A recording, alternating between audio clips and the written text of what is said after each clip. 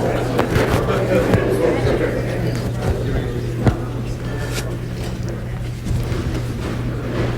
think I'm tethered.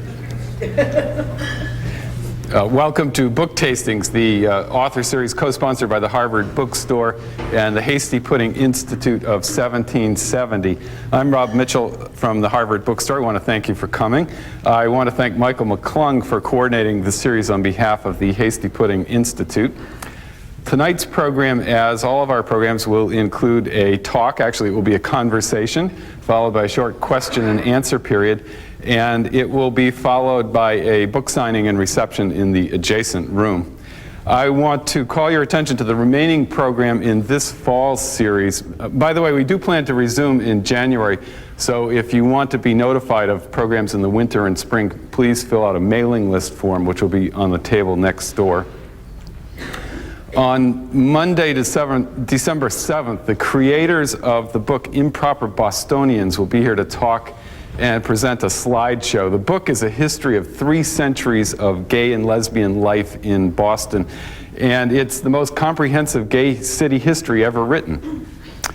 Tonight's guests are Leon Wieseltier and Simon Schama. They will be discussing Leon Wieseltier's book Kaddish, which is a journal of his spiritual life in the year following the death of his father. As you know, Leon Wieseltier is the literary editor of The New Republic. His partner in conversation, Simon Schama, is professor in the departments of art history and history at Columbia. He's the author of several award-winning books, including Patriots and Liberators, The Embarrassment of Riches, Citizens, Dead Certainties, and Landscape and Memory. Please welcome Leon Wieseltier and Simon Schama.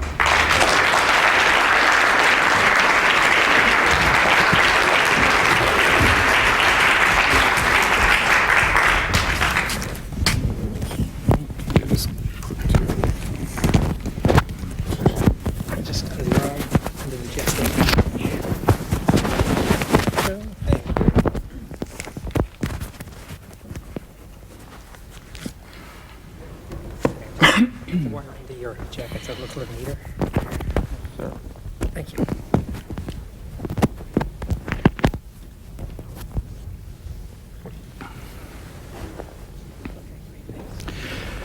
Look, the fact that we're old and good friends doesn't disqualify me from saying you've written a beautiful and wise and important and profound book, so we can get the savage critique over with right away. I want to know lots of things. The first thing I want to know, not necessarily in order of importance, at one point among the kind of beautiful asides, they're not really asides, but kind of commentaries about your own sense of what you're doing during this year. You're saying, I escape, you've been given the key to the shul, to the synagogue, and this is important, it lets you in early. You say, I escape from the brilliant world. Another point you say, a wonderful passage where you talk about the importance of Kaddish as a kind of emptying. And I wondered whether or not, God forbid one should sort of see the death of one's parent as a kind of opportunity, but whether or not the escape from the brilliant world, the attempt to empty oneself of the kind of rushing business of the world, intensified your engagement with Kaddish, whether everything utilitarian, and dare one say in this building, kind of hasty. You actually talk about the utility of emptiness, don't you? Whether your kind of repugnance for that made this engagement more serious and more concentrated. I think that it's true that this situation that I found myself in was a very unwelcome opportunity to act on a conclusion that I'd come to a while ago, which is that sophistication is not only a bad thing, but is probably the enemy of the mind. That the world was not only brilliant, but that it was not all that difficult to be brilliant in the brilliant world.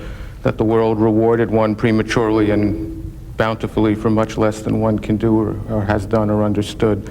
And I had this feeling, it grew in intensity over the years, that, well, there's this, it's in a poem by Henry Vaughan, in one of his poems, he has a line in which he says, "Call in thy powers." And I began to feel that for a whole variety of reasons, the greatest threat that I faced in my mental life was the threat of dispersal. To put it mildly, I found myself in the middle of a highly undispersing year. And that was, as I say, in a very unwelcome way. It was very welcome. Was that about as far away from kind of scattershot Washington? And as Washington it would have been as... I don't think it's Washington. I think that, you know, everything is everywhere at all times and in all places now.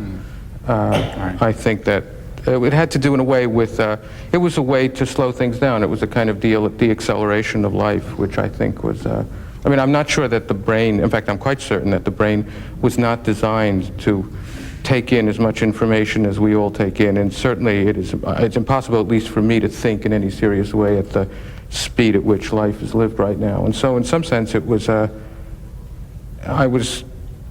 the end of the year I was grateful for a de-accelerated year. Yeah. At some point, one of the authorities you talk about says that one of the duties incumbent on those who say Kaddish is not just to sustain the Torah and the tradition, actually, but to sort of open it. Was that right? You know, I don't mean open it democratically. I mean to extend the study of it, to kind of sustain its pursuit. So, as the narrative goes on, not that the actual ritual saying of the prayers of Kaddish ever becomes unimportant. Obviously, it's the reason. But the study that you then pursue, the kind of single-mindedness, becomes the alternative world you're living in. So actually, as you say, you know, there were gazelles in Georgetown, you kind of live in Ashkenaz, and that's an incredibly, I mean, it's an important peopled world for you that you're living in after the saying of the Kaddish. Yeah, I mean, it's important not to live where you live, if you see what I mean. I mean, it's just like it's important, I think, to live a little before your time or a little ahead of your time. If you live right where you live in perfect contemporaneity, you're really a kind of passive receptacle of everything that's around you. The thing that Kaddish became for me was, Kaddish, as you know, is a very, very small, even trivial element in the tradition that for a whole variety of reasons became magnified, not just sanctified, but I mean enlarged, and almost grotesquely enlarged, and assumed a kind of centrality in the tradition. But for me, it was a small key that began to open one big door after another. One of the things that surprised me and pleased me, again, whenever pleased me in a kind of macabre way, was that I found this text and I found this ritual at all the great dramatic moments of Jewish history in the exile. It kept turning up. And so I was walking, you know, I was... mean the Akiva? No, well, the Akiva, the legend, the Akiva legend, if you find it's a thread that runs through the whole tradition, but I mean, I found really beautiful and affecting and even crushing texts about the Kaddish during the period of the Crusades, during the period of the Black Plague, in the 17th century in the Ukraine during the horrible massacres, then during a spectacular dispute in the early 19th century in the period of Reform, where first principles of Judaism really were being addressed. The material about the Kaddish and the Holocaust was absolutely spirit-crushing. I mean, it was very, very hard to read. Though again, in a dark way, I was delighted to find it. And so basically I was wandering through the centuries and through the books with a very little key, but the very little key somehow opened only big doors. And it had a certain, I kind of liked the idea that I was operating with a small key and not a big key. In a way, it made it easier to do. It made it easier to do. Did you ever actually have to adjust for the kind of, you know, historical burdens? Did you say to yourself, well, let's say the history of the Jews was not one of, you know, perpetual torment. Let's say they just had a little Taurus from time to time, you know, the occasional dispossession. Would Kaddish actually have been the same in terms of... I think so. I think that Kaddish is not just about oppression and violence. It's about the generations. I mean, all one has to do to find Kaddish interesting is to be the child of a man and a woman. That's really all it is. And that's why, you know, I mean, when peace ever comes to all of the Jewish people, they may be unpleasantly surprised, though it will be a good thing to discover that, in fact, there are all sorts of very difficult questions that await them that have nothing whatsoever to do with history. I mean, that our identity was never historically determined in its entirety. History is not the God that modern people think it is. So sure, if it had been just a happy, unlachrymose experience, I think that the Kaddish would have been promoted into this very interesting theme. Right. Various times during the book, the reason for Kaddish, I'd love you actually to tell the audience, you know, not everybody in the room may have read the whole book. It's a wonderful thing to do, I have to say. But reading it is actually living in a very particular world. It's an important book to read. But so I'd love you to sort of just recite the story of the Akiva alphabet and the Vitry Machzor version of it and so on. But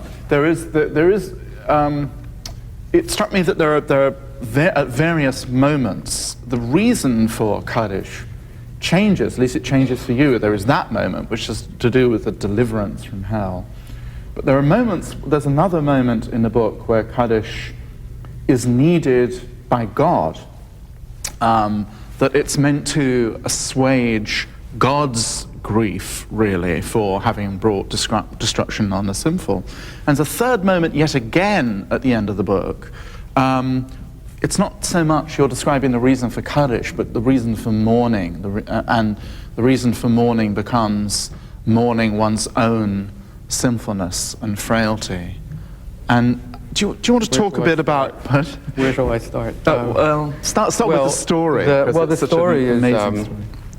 The Kaddish, as far as I can tell, was developed in the Jewry known as Ashkenaz, which is the Jewry of the Rhineland. Sometime in the 12th, or by the mid-13th century, there are texts, especially one that I found, that make it clear that it's an established institution. I mean, the mourner's Kaddish.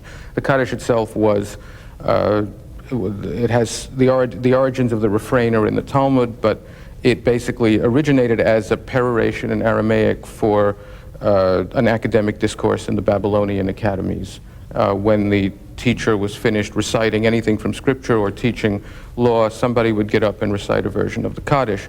It became a structural element in the Jewish liturgy in the centuries of its development in the late Middle Ages, and then sometime around the 12th century, it was adapted for use as a mourner's prayer, but for mourning by minors.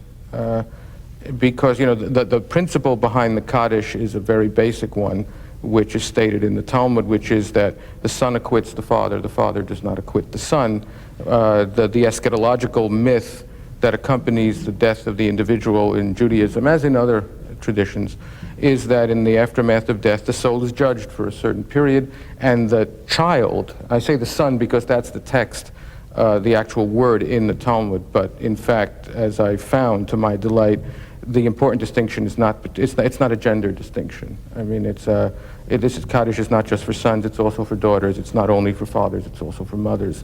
But the principle was that in the period after the death of a parent, a child could show merit on the parent's soul and thereby in some way acquit the parent of this tribunal, the soul of the parent of this celestial tribunal.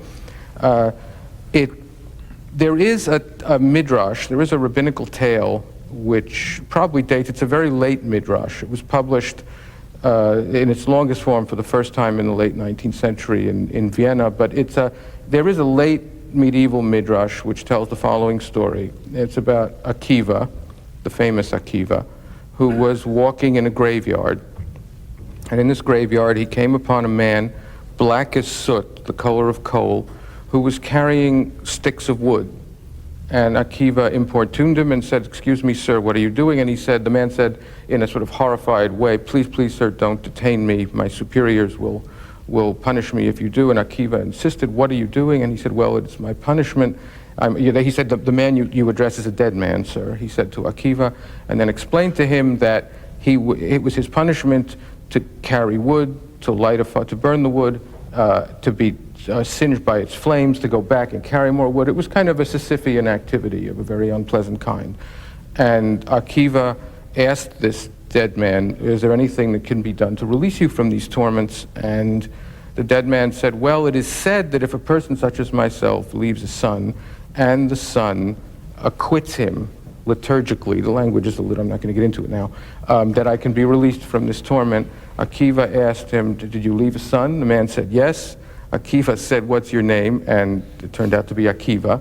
Where are you from? And he named a town which appears to have been north of Lebanon by the sea. And Akiva took it upon himself to go find this man's son. He found him. He tried to teach him the prayers. He found that he was illiterate. He tried to teach him the prayers. It wasn't working. Finally, the Holy Spirit came to Akiva and said, why are you expending all these efforts on this person's behalf? And Akiva, in a kind of angry way, said to the Holy Spirit, it's for you that I'm doing this. He finally taught the son some Hebrew. The son recited Kaddish and Borchu, which is... There's a wonderful line in your book. It says Akiva circumcised the son and immediately sat him down to study. One hopes not immediately. Well, really, yes, well, yes. Those of us who were graduate students in Jewish history at Harvard had an experience somewhat like that. It was anyway, the boy learned, and he said the Kaddish and the Borchu, and the man came to Akiva in a dream and said, you have released me from my torments, may all sorts of good things come upon you, and so on. This legend, as I say, appears in I found it in dozens of versions and dozens of writers from the 10th century, really all the way up to the early 20th century, in the mid-20th century. This was the myth that would, and if you look at the legal literature, and I've used mainly responsa, mainly rabbinical opinions in my research, because I was in fact trying to track the history of a ritual. All of the basis for Kaddish is deemed to be this very pleasing story about Akiva. And that served as the basis for Kaddish when, as I say, it was adopted for use by minors. The problem being that if a parent dies, there were a number of problems. One, if a parent dies without children, how do you acquit such a soul? If a parent dies with a son who is not yet 13, how do you acquit such a soul? And of course, if a parent dies without sons but only daughters, how do you acquit such a soul? And it was in response to the latter predicament that there developed from really the late 16th, early 17th century, a tradition of legal rulings, almost all of which rule out the woman's Kaddish, and almost all of which provide the foundation for it. The reason, I mean, it's a very interesting thing. But it's sometime, and there's no question in my mind that the Kaddish was adapted for use by minors in the 12th century, in part because there was, as a consequence of the Crusades, there was a great deal of mourning that was taking place. There were a lot of parents that needed to be mourned for.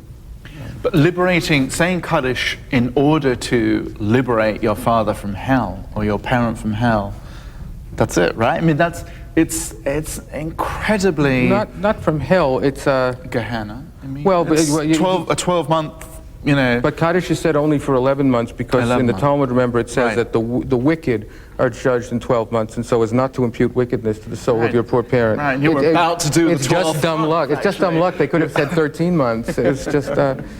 Right, but it's an incredibly heavy and... it's not light. No. It's not light, exactly.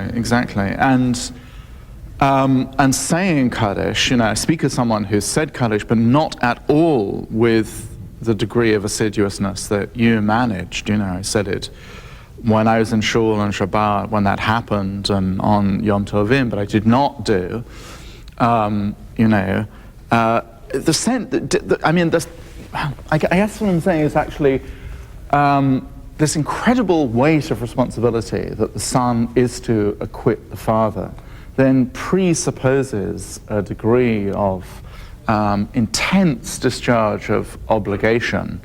It's an incredibly serious matter, and the seriousness of it makes your book move from a kind of descriptive autobiography of mourning to a seriously prescriptive book, doesn't it? I mean, there's a very you know, serious phrase where you kind of connect the fulfillment of the obligation, that degree of completeness, with taking care of the tradition you know, and the not risking the obligation- disinheritance of the tradition. I mean, the reason I knew that I've always known that when I suffered the loss of a parent, I would proceed with this rigorous exercise.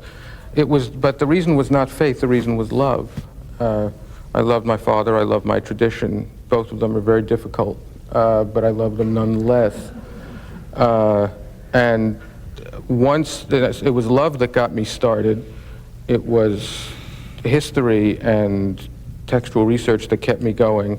And it was faith that I wound up worrying about most by the end of it. But it was not, I mean, I hope it isn't prescriptive in the sense that I don't mean to present myself as an example of any kind of recovered piety, of any kind of piety at all.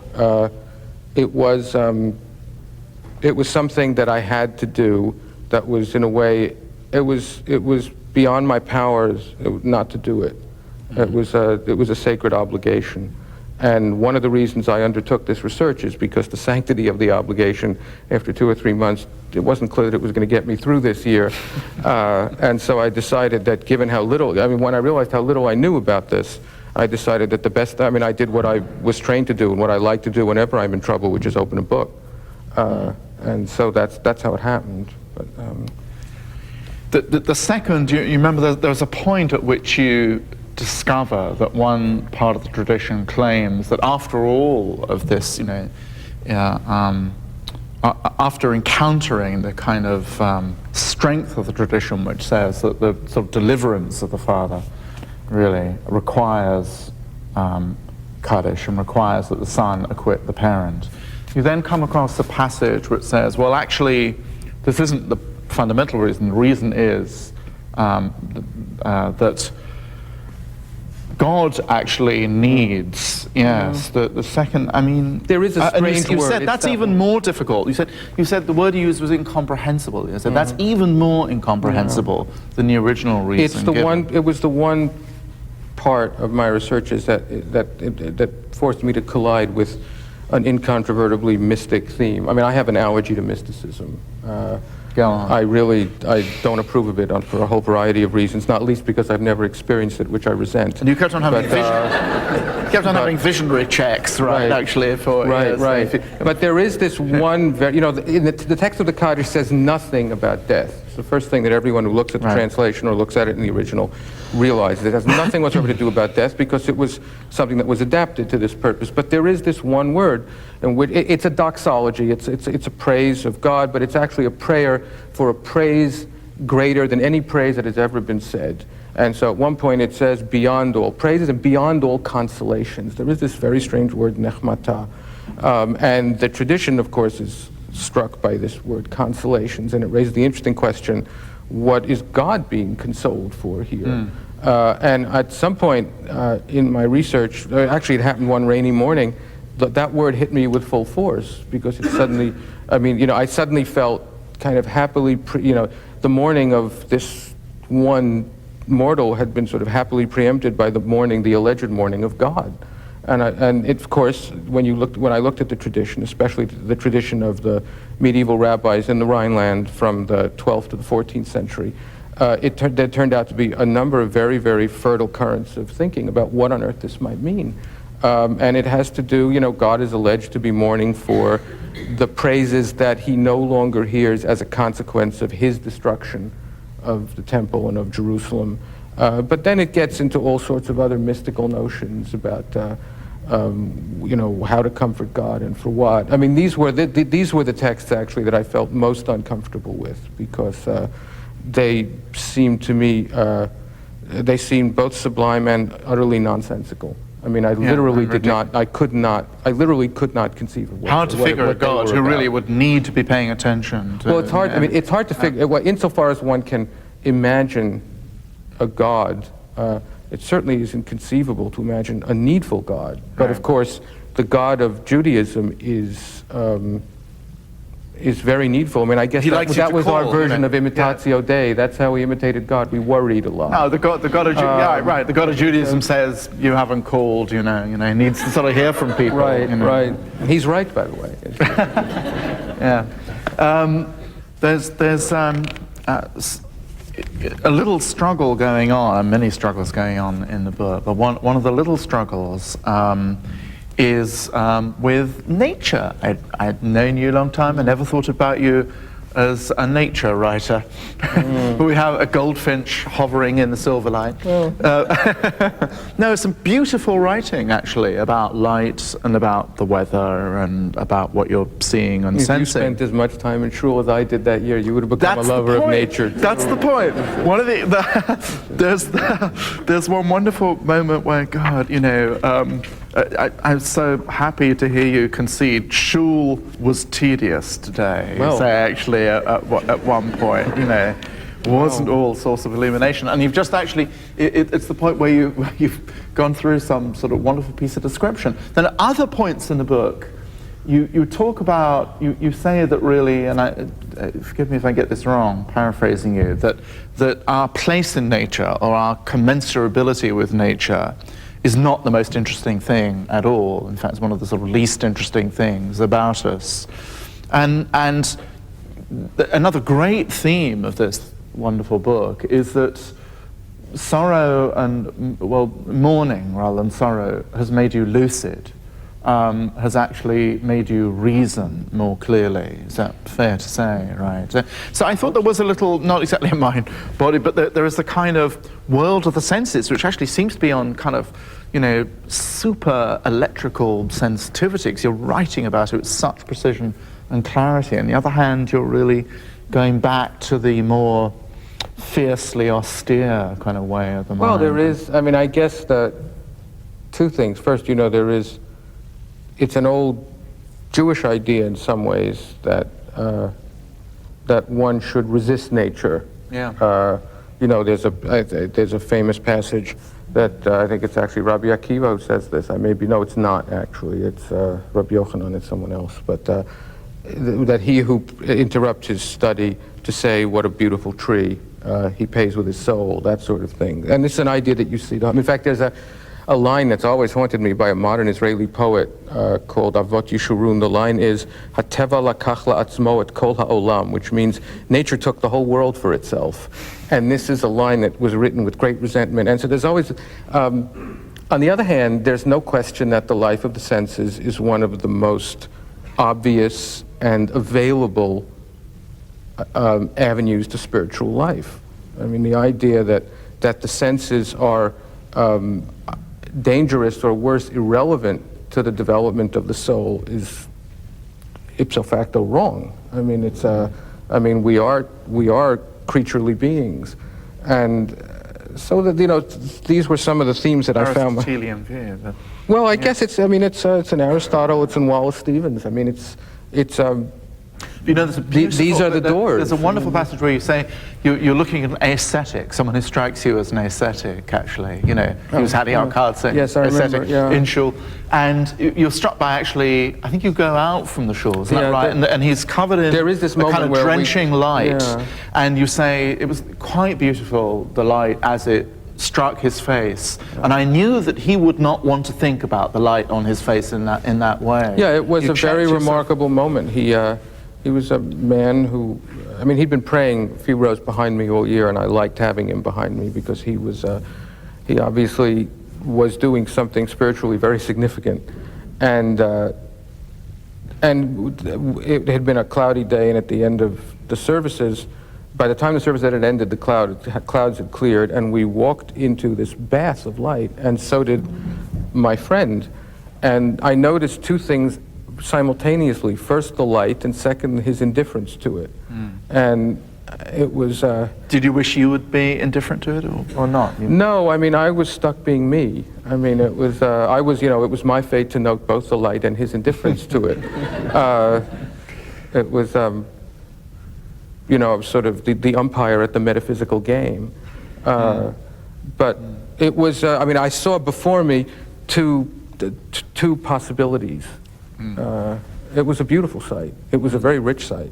And the world didn't look poor at all that moment. Right. But the kind of self-effacing quality, actually, of Kaddish or of Jewish ritual, I mean, the kind of imperviousness of? I mean, one of the things that seems to make you most content and satisfied with the fulfillment of your duties was that it was something, the opposite of kind of pop therapy, kind of mush therapy in the American, and therefore you have a wonderful allergic reaction to notions of closure at the end of it. And the sense in which that this ritual is being discharged for your father, to some extent for your mother as well, but certainly for your father, in the sense it was a place where you actually could do what you had to do without reflecting on how well this was treating you, or how, I did feel rescued from psychology for a year. I mean, the paradoxical dimension of it, of course, was that there is no aspect of a person's life more conducive to psychology and in our understanding of it more dependent upon it than the relationship between a child and a parent, or the son and the father. But it was clear to me early on that I would be going through with this regardless of its psychological utility. Even if I found that it was setting me back, I would be proceeding with it. And that was, as I say, that was helpful. That was helpful. It was nice to be able to think about my father and about the death of my father in categories that were not the banal utilitarian, inwardly utilitarian categories that it's often thought about. There are some shocking and sort of upsetting things in your journey, and again, it's admirable that you set them out unflinchingly. Rashi's grandson, Rav Tam, who insists that the death of a baptized infant is there's an obligation to rejoice at the death. There's some terrible of a stuff.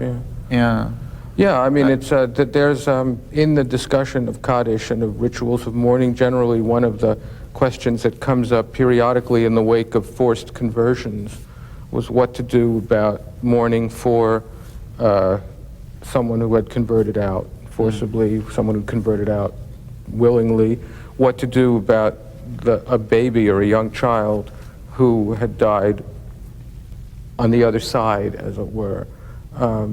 Terrible terror, and there was a wide variety of opinions.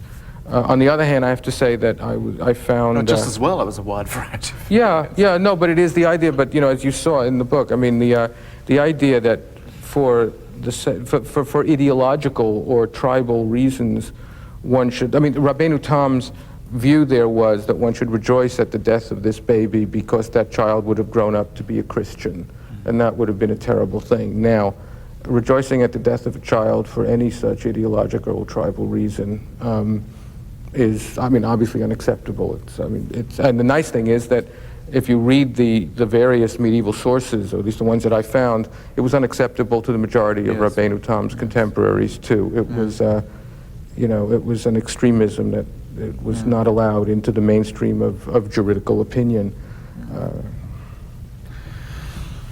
There's one point, only one point, where you mention the fate of your grandparents. And if you don't want to talk about, I'm not asking you to provide a family history here. It's not appropriate. But you were incredibly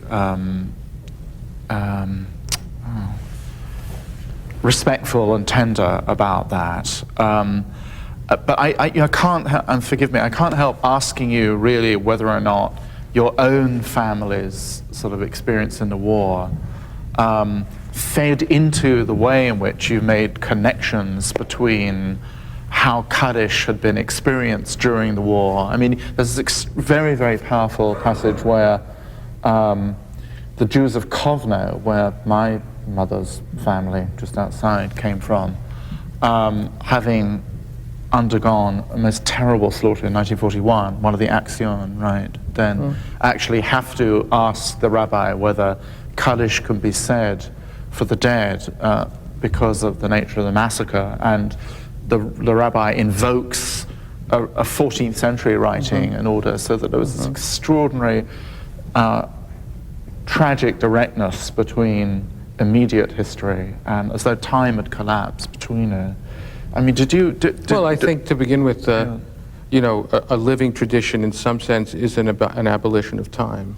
I mean, it's, that is to say that you really do treat the past as contemporaneous with the present in some way. I think that, you know, the Jews of Europe, the Jews of Poland especially, in the years between 1939 and 1945 were not just denied a good life, they were denied a good death. One of the things that I grew up with a very acute sense that there were no graves, that it was that something had not been finished, and it was inevitable that those dark currents would make themselves felt. The material that I found about Kaddish and the Holocaust was almost impossible to read. It was almost impossible to read about Jews who knew that no one would survive them from a particular action or particular massacre, and who said Kaddish for themselves before they died, and of course one of them survived and recorded it. Graffiti on the walls of synagogues in which Jews had been herded prior to the massacres, graffiti which had asked all who come afterwards to say Kaddish for such and such a person. It was really, it was very, very rough stuff. You know, I mean, I don't want to make too much of it in the sense that I'm the luckiest son of the unluckiest Jews there ever were. So, you know, the point was to keep both those things in my brain at the same time. And to keep my family history, as you correctly observed, as much as possible out of the book. Yes.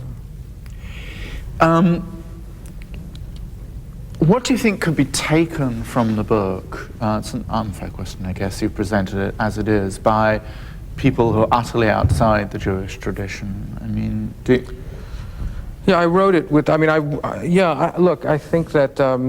We've been talking like two old, not so old Jews, you know, really, but yeah. I really ought to be, you know.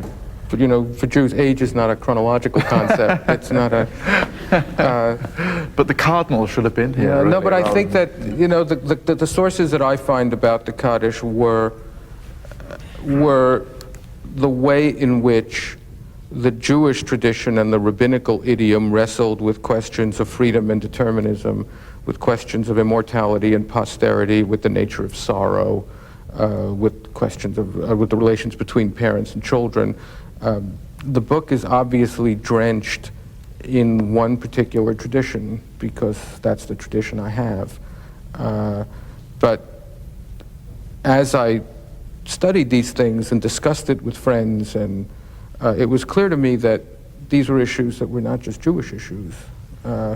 It was, you know, it's sort of universal wine in Jewish bottles, is what it is. Is what it is. Now, admittedly, when you find yourself knee-deep in some of these texts, it's sometimes hard to remember that. But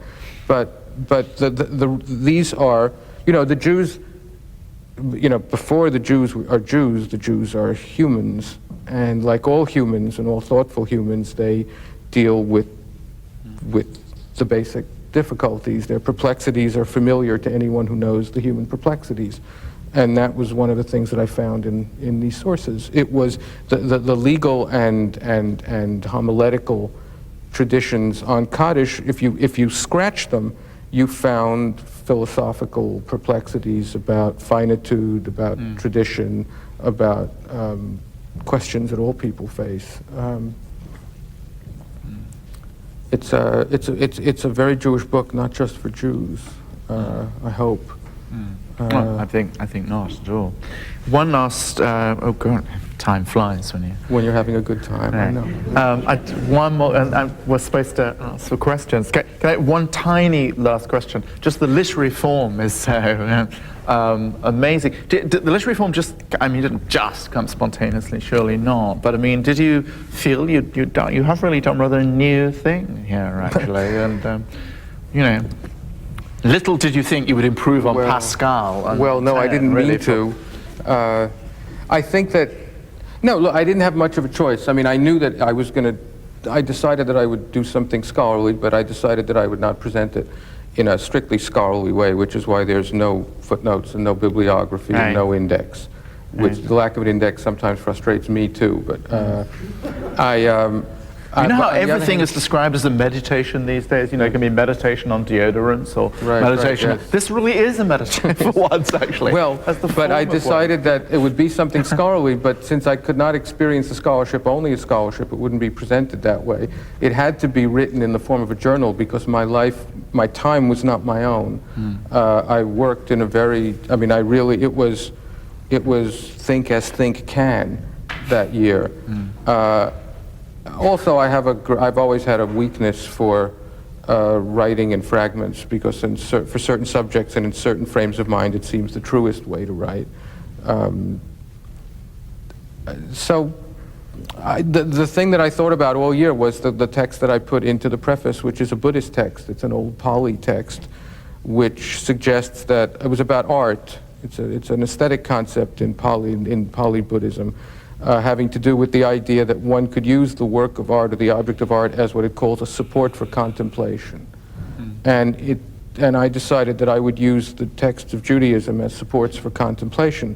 The interesting thing about that Buddhist notion was that the point of that concept was to establish the legitimacy of a kind of contemplation that was nonetheless not disinterested. So it was sort of a way, and that's what, it always remained in the back of my mind. That, it suddenly came 3 or 4 months into my jottings and into my notes, I suddenly realized that that's what I was doing. So that's, I mean. So are there any questions? I think we have some question times. I'm sure there must be. Yes, maybe. This may sound like something that I probably should know, but if there's more than one son, do all sons have equal obligation? Yes, they do. And if there are daughters, they have the obligation to. I was wondering, not to, I hope this doesn't trivialize the Kaddish, but there's a prayer, a celebratory prayer that is generic in a way and antithetical to Kaddish, which is the Shechianu.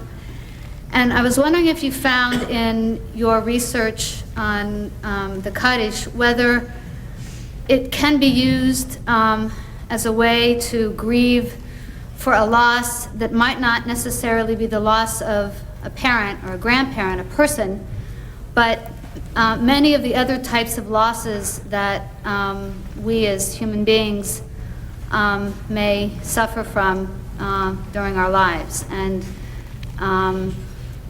so that's basically the question. Well, I think that my own view is that one acquits oneself of one's obligation as it is supposed to be done, and then one does what one wishes with the instruments that one has acquired. Sure, I will say this, that there are limits. I yield to no one in my love of my little dog, but I was delighted to read in a Reformed Jewish response of 30 years ago that a Reform rabbi responded to a woman who wanted to know if she could say Kaddish for her dog, that no, she could not. I think, based on what I know, that he was right. So I think, the Shechianu is a very, as you say, it's a celebratory blessing. Jews, have extended it. The Shechianu is not exact. We use it now to celebrate any moment that we wish to celebrate. It originally began as a blessing that celebrated the recurrence of a regular time. So that, for example, the first time you sat in the sukkah, you said Shechianu because here was that time again. And it was a way, we use the Shechianu to celebrate occasions that seem to us unique or in some way extraordinary. In fact, it began as the blessing over the recurrence of time. One was grateful for the repetition that one had been permitted by time.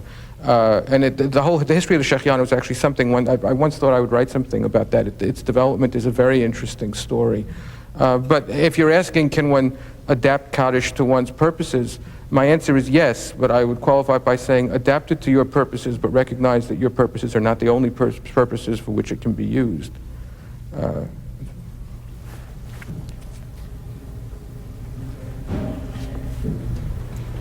Somewhere in the back. There's somebody front.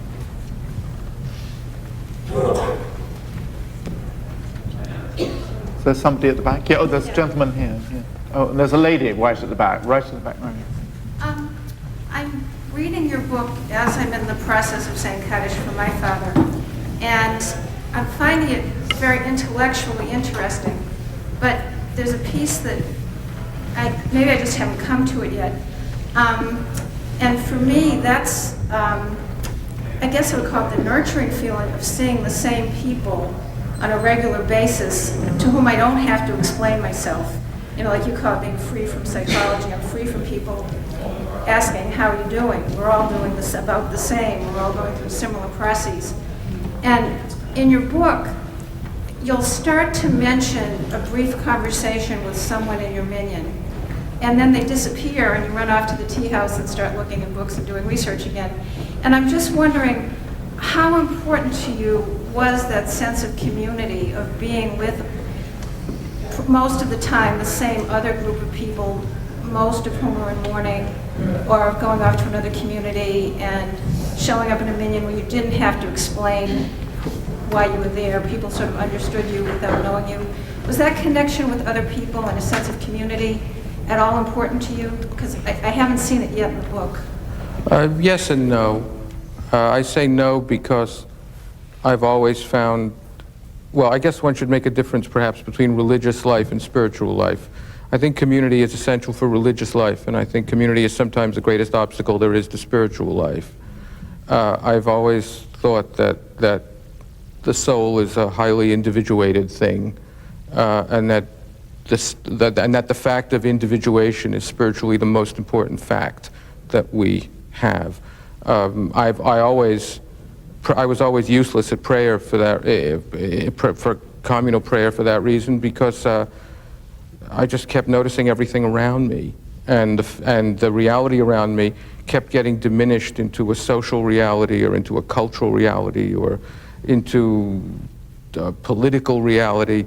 I think that without community, the tradition cannot survive. But I think that that a communitarian analysis of spiritual life doesn't get me very far. Also, just since you asked about the book, I did whatever I could in this book not to allow it to become a memoir. And yeah, sure, there were people that mattered there to me quite a lot. And without their presence in that place, I could not have acquitted myself of my obligation, so I'm forever in their debt. But no, beyond a certain point, I was in this on my own, which is how I expected to be in it. Time for one. There's a gentleman in the middle. Actually, I was going to ask this before, but it feeds right into it. That is, you say Kaddish in context of the community of Jews.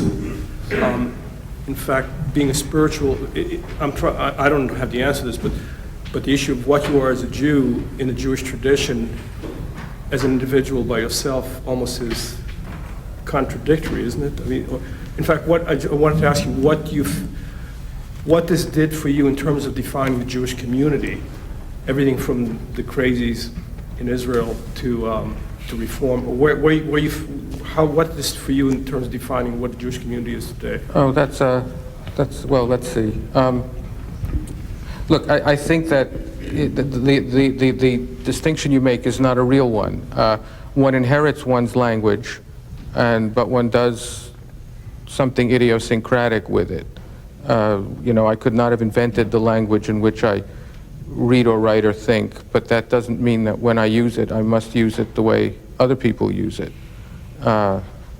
I think that's true of this traditional equipment that I've been given also. In fact, I think that one of the reasons that one should acquire a real competence in one's tradition or in one's chosen tradition, not just in one's inherited tradition, but in one's chosen tradition, is precisely that one can proceed on one's own way with some confidence.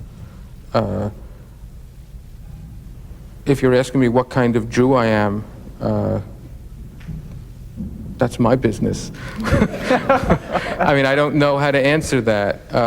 You know, Harry Wolfson, who used to, for many, many decades, worked in room K across the street in Widener Library, used to call himself a non-observant Orthodox Jew. I always liked that expression. I mean, for me, the experience in shul that year, it did not mark a kind of melodramatic return to anything. My doubts are still my doubts. My doubts are great, but they've never been so great that they've come between me and my tradition. And what happened was the proportions shifted somewhat. Now they're slightly shifting back. Sometimes I miss the old proportions. I really do miss those hours every morning with those texts. It was a very, very honest and rigorous way to start the day. But, you know, I think that there's the question of belief, and there's if you want to talk about Jewish identity, there's the question of belief and there's the question of competence. People will believe what they will believe. The one thing we can all hold ourselves to is a standard of competence. And I think that if one has acquired sufficient competence with the tools of one's tradition, then one can make whatever one wishes out of them, and there will be not just a certain integrity to it, but also a certain authenticity to it. But you have to know what you're doing, I think. One, yes, last question. Gentlemen. No. Oh, it's Marty, yes, hi. Not about death, but about illness. Not about Kaddish, but about the Mishaberach, the prayer for the sick. You and I have a friend who's a doctor, who every day prays explicitly for his patients. Is there anything philosophical? What are the philosophical ramifications in that prayer so executed that are related in some way, perhaps to the Kaddish? Or is this simply a religious atavism? Yeah, I mean, I have to say that I've always resented the Misha Berach for the sick because often the sick die, and so it hasn't worked. I mean, I think that there are, in fact, at one point in the book, this prayer was said for my father when he was sick, and I remember at one point in the book, I should back up and say that you've chosen probably one of the 2 or 3 most vivid occasions for posing the question about the efficacy of prayer. If prayer is efficacious, it must be objectively efficacious, not just subjectively efficacious. I mean, when we talk about the efficacy of prayer, I don't mean the extent to which praying makes one feel a certain way, or makes one feel at one with the world, or makes one feel that one has acquitted oneself. I mean, prayer really is an address to something outside the bridge of one's nose. And one must retain that quality of objectivity to it, or else one has rigged the discussion. Now, having said that, I should say that I have never been able to understand that. I mean, that kind of prayer, I've never had any experience of that kind of prayer. Prayer was always the single most frustrating thing for me in the tradition in which I was raised. And the prayer for the sick, in fact, just the other night, I was in shul because a quorum was necessary, and one of our merry band, his mother had taken ill, and of course prayer, the Misha Berach was not what was said, but psalms were said for the sick woman. And the most fervent reciter of these psalms was a very nice young man who was saying Kaddish for his mother, who had died 2 months ago after 3 months of saying psalms for her. And I concluded both that this man has faith and also that I have no idea what that faith means. I think that beyond a certain point, one is entitled to be disappointed by prayer, and I think that those prayers that are said should be said so that the family feels that something, it should be said for subjective reasons. But the prayer for the sick has always been, for me, an occasion for great religious shipwreck.